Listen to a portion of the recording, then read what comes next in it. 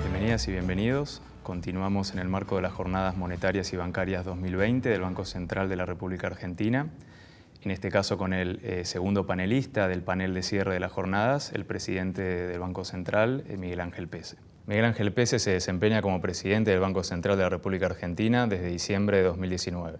Es licenciado en Economía, graduado en la Facultad de Ciencias Económicas de la Universidad de Buenos Aires.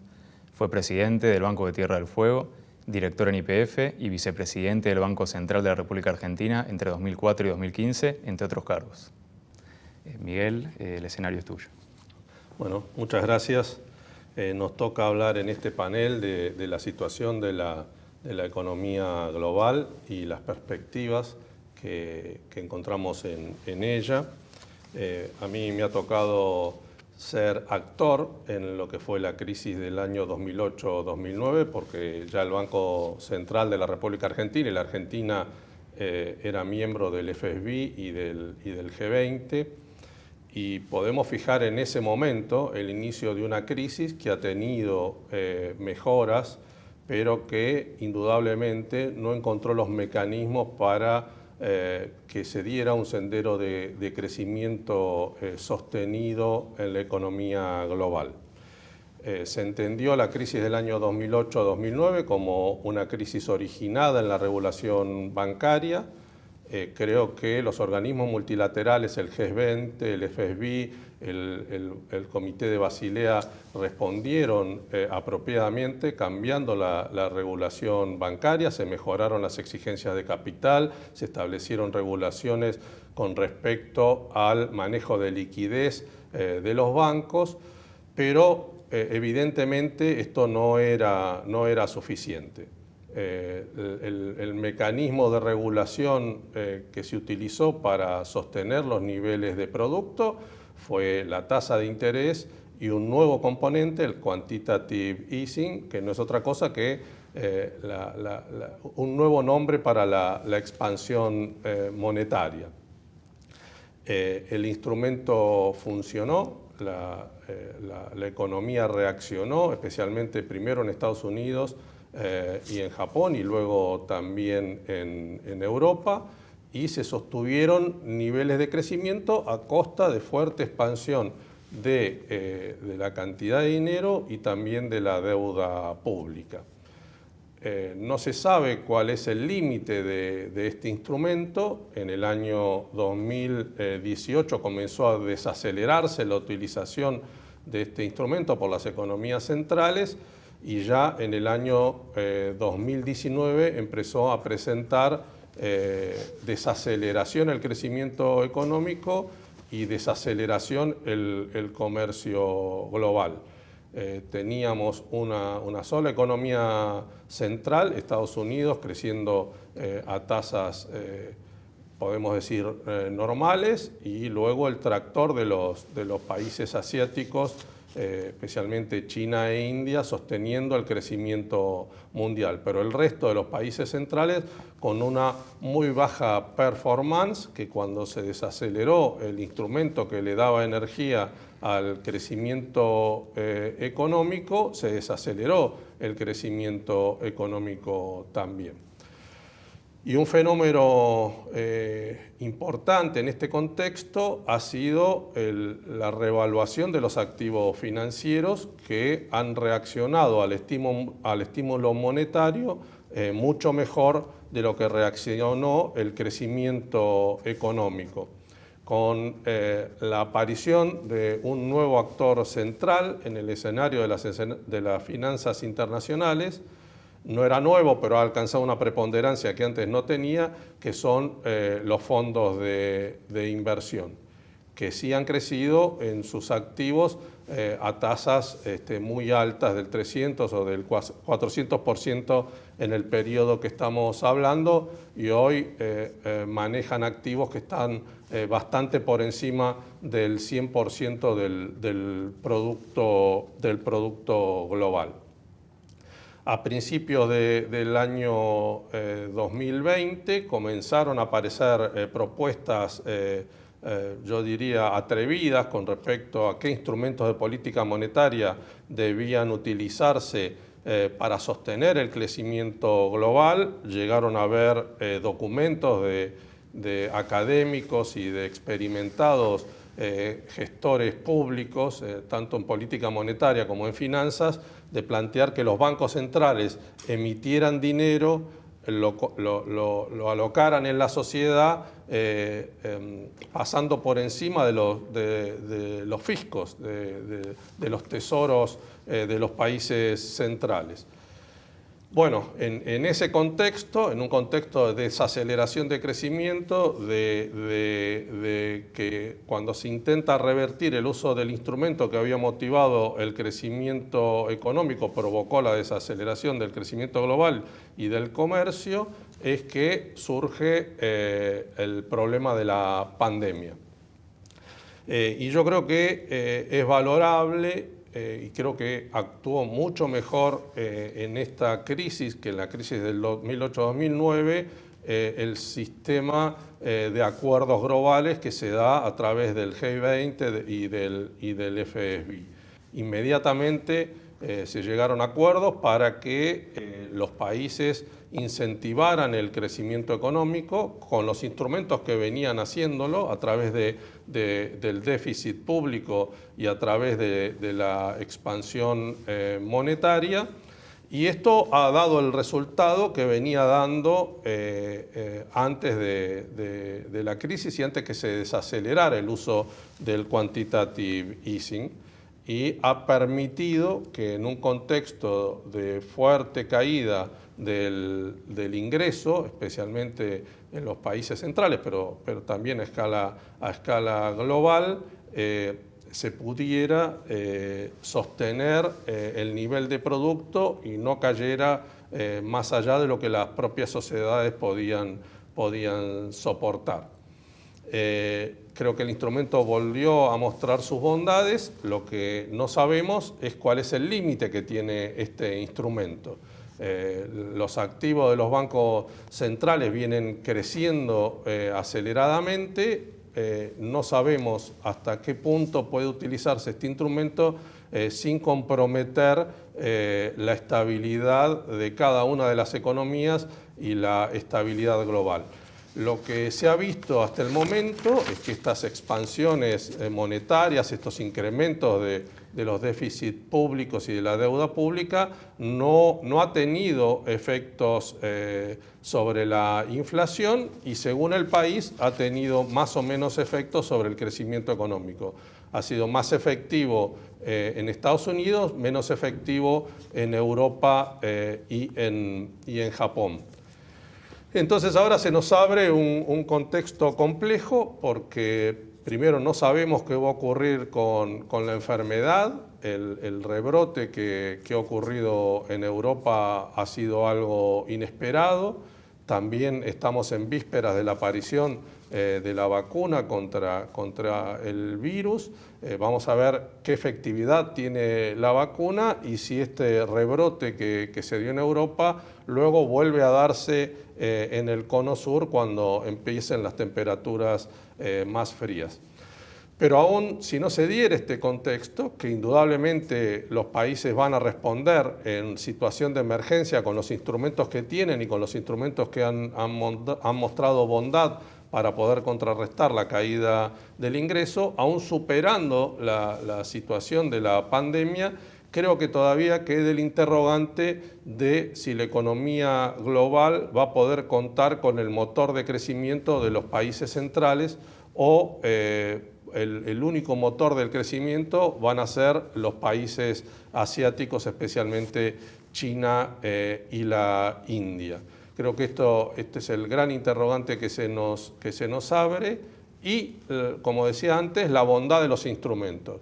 Hasta dónde los bancos centrales pueden seguir expandiendo sus hojas de balance, hasta dónde los países pueden seguir expandiendo su deuda sin que esto genere una situación de duda, de incertidumbre con respecto a los inversores internacionales y este crecimiento fuerte que han tenido el valor de los activos de los activos financieros no se vea convalidado con crecimientos sustanciales del producto. Esta situación de desbalance entre el crecimiento y el valor de los activos financieros indudablemente en algún momento deberá sincerarse. Creo que estos son los desafíos que tenemos por delante. Tenemos el desafío de la pandemia, que no sabemos hasta dónde se va a extender, y tenemos el desafío de una economía global que no encuentra los instrumentos necesarios para poder sostener el crecimiento. Creo que algún pensador del siglo XX nos diría que necesitamos nuevos dioses en la economía global. Creo que utilizaría esa figura. Me parece que necesitamos entender mejor qué es lo que está pasando en la economía global para poder dar respuestas al crecimiento.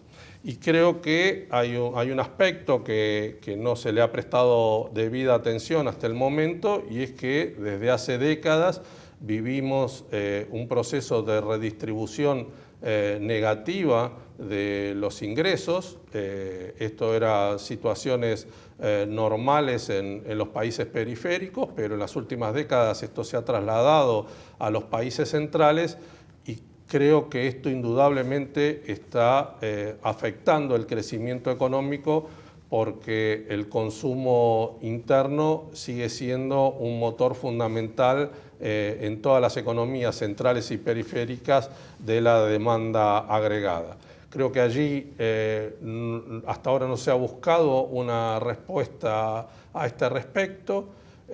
Los instrumentos que aparecieron en la pandemia de subsidio directo a los consumidores a través de, en el caso norteamericano, de cheques de subsidios por desempleo, en el caso europeo, como en el caso de la Argentina, en subsidio a las empresas para que puedan mantener los asalariados dentro de las nóminas y pagarle parte de sus salarios, ha sido un instrumento que ha funcionado. Lo que no sabemos es si, superada la pandemia, la tradición política va a aceptar que este tipo de incentivos se sostengan en el tiempo, y esto va a cuestionar, como viene cuestionando, como dije, en las últimas décadas, el crecimiento económico.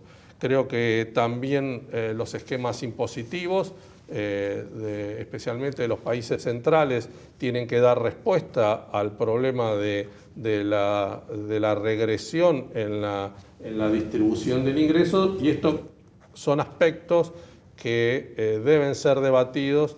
Yo creo que en los foros internacionales, especialmente en el G20, coordinar desde el G20 una acción en este sentido, para zafar de los elementos que han caracterizado en las últimas décadas a la economía global, donde la regresión en la distribución del ingreso, la concentración del ingreso, ha significado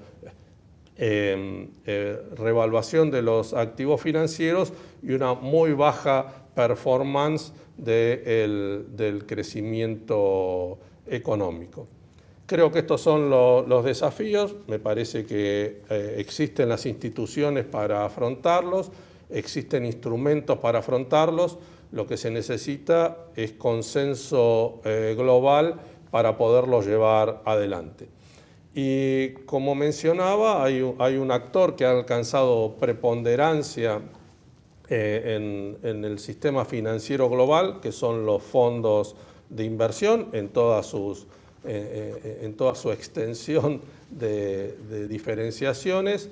Del mismo modo que los bancos necesitaron regulaciones y se impusieron en el año 2008-2009, creo que hay que prestar atención si estos actores ahora preponderantes en el escenario financiero global no necesitan mecanismos de regulación, especialmente en su impacto en las economías periféricas, donde los flujos de ingreso y egreso de estos fondos, por el volumen que tienen y por el tamaño de las economías periféricas, pueden provocar distorsiones importantes, tanto en el valor de los activos, en los niveles de actividad, como en las balanzas de pagos, teniendo una conducta procíclica en estas economías y con respecto al ciclo global. Creo que esto también debe ser un tema de consideración en el G20 y también en el FSB. Como digo, creo que hay instituciones para poder debatir esto, creo que hay instrumentos para poderlo llevar adelante. Lo que necesitamos es alcanzar consenso para zafar de esta situación de estancamiento en el cual se encontraba la economía global en los últimos 10 años y especialmente a partir del año 2019. Bueno, muchas gracias Miguel por tu presentación.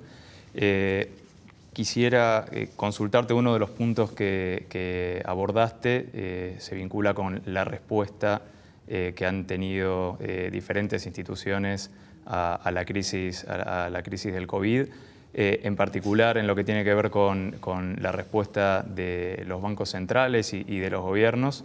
El propio Banco Central de la Argentina ha sido muy activo con todos sus instrumentos para afrontar la crisis, para impulsar el crédito a hogares y a empresas. ¿Cuál es tu visión sobre la respuesta de los bancos centrales de la región y más en general de los bancos centrales del mundo y de los gobiernos a lo que ha sido este shock de la pandemia? Bueno, como digo, me parece que el G20 ha mostrado sus bondades como un mecanismo de consenso para afrontar este tipo de circunstancias. La negociación en el año 2008-2009 fue mucho más larga. Cuando aparece la pandemia, el consenso se alcanzó rápidamente.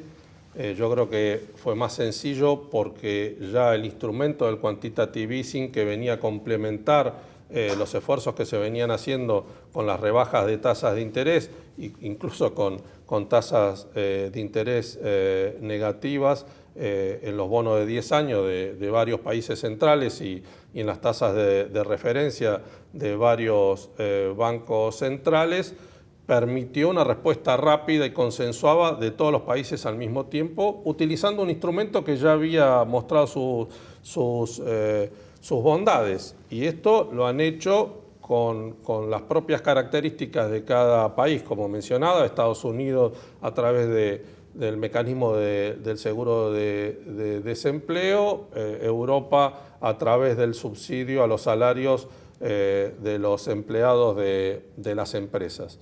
Lo que sí, el esfuerzo fiscal y de expansión monetaria ha sido mayúsculo en este corto periodo, y es lo que hace sembrar dudas sobre la posibilidad de, superada la pandemia, que este instrumento pueda seguir siendo utilizado sin afectar la estabilidad financiera. Creo que ahí hay que poner un esfuerzo intelectual para poder tener en claro hasta dónde llega, cuál es el límite de la utilización de este instrumento. Miguel, en tu presentación mencionabas que en el caso de la crisis actual del COVID, la comunidad internacional, los organismos o los foros como el G20 y el FSB tuvieron una respuesta rápida y eficiente. Ahora, en el tema de la liquidez global y la importancia que tiene la liquidez global especialmente para las economías emergentes como los países latinoamericanos y la Argentina, se han discutido y se ha avanzado con algunas medidas como la iniciativa de suspensión de deuda para los países de ingresos bajos. Ha habido alguna discusión sobre una nueva asignación de DEX por parte del Fondo Monetario Internacional y una reasignación de los DEX existentes. ¿Qué visión tenés sobre ese tema, sobre lo que se ha hecho hasta ahora con la liquidez global y las perspectivas hacia adelante. Sí, con respecto a la liquidez global, tenemos el problema que yo mencionaba antes en los países emergentes, que es la prociclicalidad, ¿no?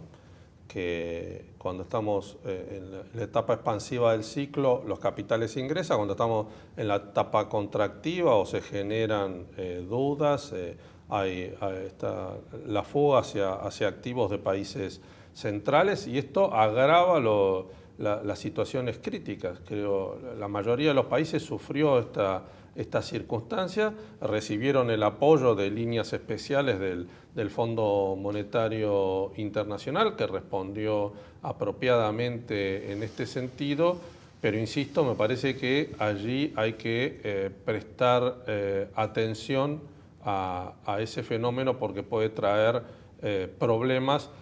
Y lo que han mencionado colegas de otros bancos centrales de la región es que el fenómeno se agudiza, que crisis tras crisis, los ingresos y las salidas tienen una potencia mucho más grande. Así que este es un fenómeno al cual tenemos que prestarle atención. Creo que el instrumento de la ampliación de los DEC fue muy útil en la crisis del 2008-2009, y en esta crisis no hubo consenso para llevarlo adelante. Creo que hay que trabajar sobre esto. Creo que fue un error que no se volvieran a utilizar los DECs como un mecanismo de apoyo, especialmente a los países periféricos. Ahí la oposición fue fundamentalmente de Estados Unidos. Uno esperaría que esta visión se revea. Nosotros apoyamos enfáticamente la posibilidad de que se expandieran los DEC, que es un mecanismo de asignación de recursos generalizado, pero que el efecto que tiene sobre las economías en desarrollo es muy importante. Por último, mencionaste el tema de la desigualdad como un fenómeno muy relevante, sobre todo a la hora de analizar las perspectivas y la sostenibilidad del crecimiento, no solo en las economías periféricas, sino también en las economías centrales, donde, como tú mencionaste, ha habido una tendencia creciente en la desigualdad de ingresos en las últimas décadas. Detrás de ese fenómeno de desigualdad uno ve entre sus determinantes aspectos vinculados con la globalización, con el efecto que la globalización y la deslocalización productiva ha tenido sobre las distintas economías, el fenómeno de creciente financiarización que también se viene observando en las últimas décadas. ¿Cuál es tu visión sobre qué impacto puede tener la crisis del COVID y cómo están reaccionando los gobiernos y las economías respecto a alguno de estos drivers? O sea, ¿piensas que hacia adelante podemos observar estas dinámicas que refuercen el patrón de desigualdad, más globalización, o eventualmente una reversión de los flujos de comercio puede contribuir a que se generen condiciones para sociedades menos desiguales? Sí, yo creo que ahí hay un punto central en el escaso nivel de crecimiento que han tenido las economías centrales. Creo que la desigualdad en la distribución del ingreso, la regresión en la distribución del ingreso en esos países ha afectado el crecimiento global, y los instrumentos que se han utilizado, como la tasa, como yo mencionaba, como la reducción de la tasa de interés o la expansión monetaria, han tenido un efecto más fuerte sobre el valor de los activos financieros que sobre el crecimiento económico. Entonces, como dije, hay que consensuar políticas para revertir esta situación y que eso permita que la economía global vuelva a crecer. Creo que, como vos decías, sobre la distribución del ingreso en los países centrales ha tenido efecto el hecho de la globalización y el que hayan entrado como actores en la producción de bienes industriales, economías que tenían niveles de salarios bajos. Creo que secuencialmente, especialmente países asiáticos, se han venido incorporando al comercio mundial de productos industriales, y esto ha mantenido bajo los niveles de inflación, pero también ha mantenido bajo los niveles de salario. Esto también tiene, este efecto también tiene un límite, porque lo que estamos viendo especialmente en China, que es el gran actor que se incorporó en este sentido a la economía global, es que ya tiene 500 millones de habitantes de clase media, que espera en breve poder eliminar completamente la pobreza, y esto va a generar una mejora de los ingresos de los sectores asalariados. Y eso de alguna manera va a funcionar como un mecanismo que ya no va a funcionar como una barrera para la suba de salarios en los restantes países. Hay que ver si el rol que cumplió Japón, que cumplió Corea, que ha cumplido China, en este sentido de contener los precios y los salarios, hay nuevos actores que se incorporan en este sentido. Si hay otros países asiáticos que van a cumplir el rol que ellos han cumplido anteriormente. Pero yo creo que también los esquemas impositivos y el gasto público tiene que cumplir un rol en la redistribución de ingresos para, como dije, evitar que los procesos expansivos de dinero, las bajas tasas de interés, tengan más efectos sobre el valor de los activos financieros que sobre el crecimiento del producto. Yo creo que, agregando otro tema que yo creo que da optimismo sobre lo que puede ocurrir en el futuro en la Argentina, este fenómeno de mejora de los ingresos en países como China también está cambiando los niveles de demanda especialmente de alimentos, especialmente de proteínas, y eso es muy positivo para los bienes que exporta la Argentina. Así que creo que ahí hay un punto positivo en las perspectivas de crecimiento de las exportaciones y del comercio exterior de nuestro país. Un poco retomando este último punto que hace Miguel, entre los factores de incertidumbre que mencionabas de cara al 2021, que se encuentra la evolución de la pandemia y los riesgos a que haya una segunda ola o una tercera ola en distintos países, dependiendo de lo que ocurra con la vacuna. Y para las economías emergentes, como tú mencionas, es muy importante lo que vaya a pasar con la dinámica de los precios de los commodities. Hemos visto en las últimas semanas un incremento en el precio de los bienes de exportación para la Argentina y para otros países de la región. ¿Qué perspectivas tienes respecto de la dinámica de esa variable o de algunos otros drivers que son tan relevantes para nuestro país? Bueno, lo que veíamos hace 10 años era que todos los commodities tenían un comportamiento bastante similar, tanto el petróleo como los alimentos, como los restantes commodities. Lo que hemos visto recientemente es que se ha desacoplado los precios de los granos, de los alimentos, se han desacoplado de los restantes, especialmente del petróleo.